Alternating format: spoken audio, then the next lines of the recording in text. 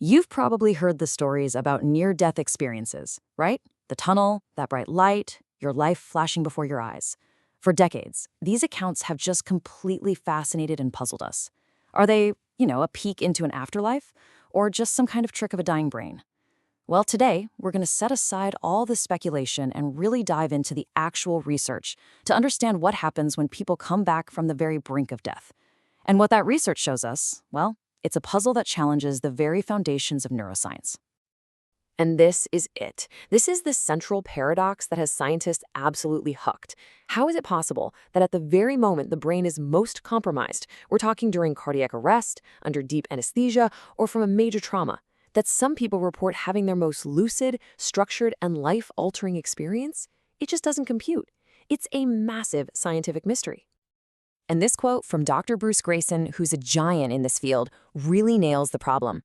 He points out that these aren't just fuzzy dreams or hallucinations. Nope, we're talking about vivid, complex thinking, perception, even memory formation, all happening when our best scientific models say the brain should be completely offline. So this isn't some philosophical debate. It's a direct, head-on challenge to modern neuroscience. Okay, so to really get a handle on this, we need to move past the stories you see in movies and look at how scientists actually define a near-death experience. This isn't just about one person's story. It's about finding a common ground, a solid definition based on real research. So here's the consensus definition researchers have landed on. And the key thing to get is that an NDE isn't just one thing. It's like a whole package of phenomena. You've got these transcendent, otherworldly moments, out-of-body perceptions, but the crucial part is that it always leads to these deep, lasting after effects that change a person's life forever. And inside that package, there are these common themes that pop up again and again. A lot of these will probably sound familiar to you. That sensation of floating outside your body, the tunnel of light, the life review. These are kind of the classic archetypal elements that you hear about in accounts from all over the world across all different cultures. But here's where the research shows it gets even weirder and a lot more complex. Because the people that experiencers meet, well, they aren't always deceased relatives or some kind of spiritual guide.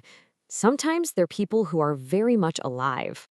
In fact, studies are showing that a small but pretty significant chunk of people who have an NDE, we're talking somewhere between 4 and 7%, report encountering living people.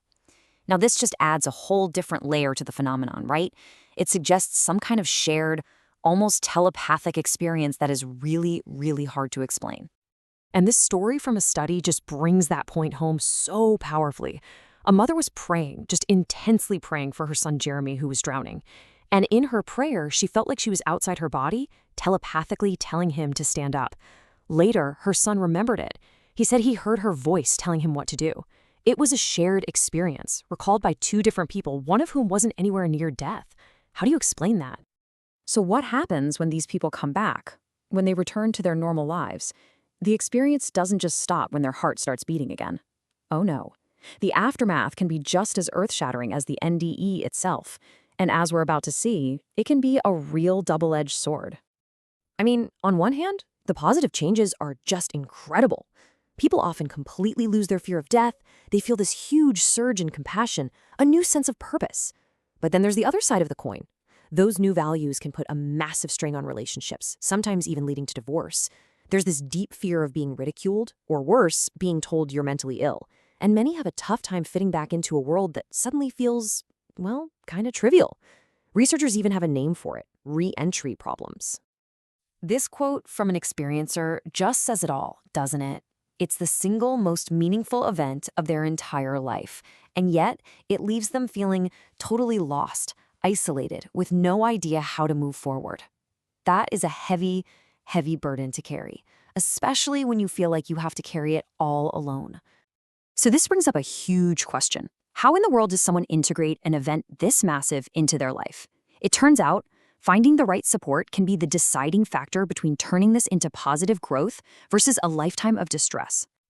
And the research gives us some really clear clues about who's most likely to need that help. It seems that people who have more intense or deeper NDEs are way more likely to look for support.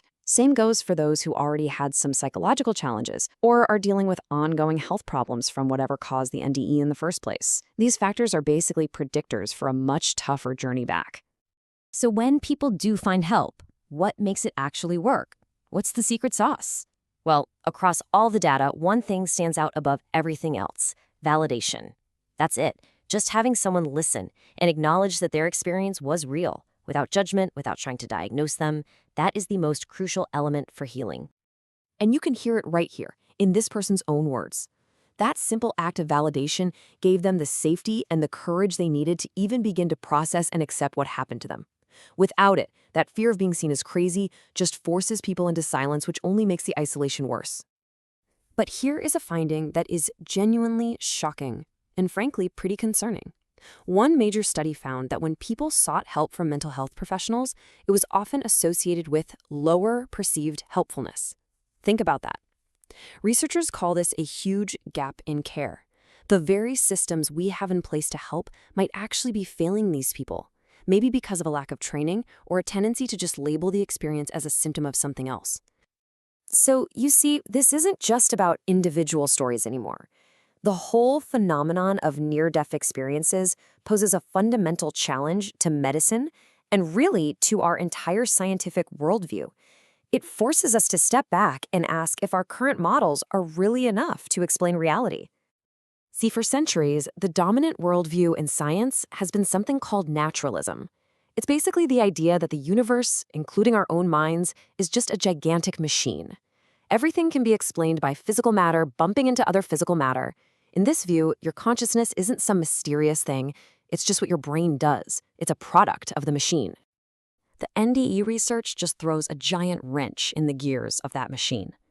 The fact that a clear, complex consciousness can exist when the brain is severely compromised or even clinically shut down suggests that this mind-as-machine model might be incomplete. It opens the door to the radical possibility that consciousness could be something more fundamental than we ever thought. So in the end, what this research really shows us is that near-death experiences are way more than just compelling stories.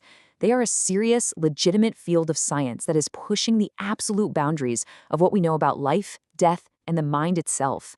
And it leaves us with this incredible question. If these experiences are already challenging our most basic models of the mind, what other profound truths about consciousness are we just on the verge of discovering?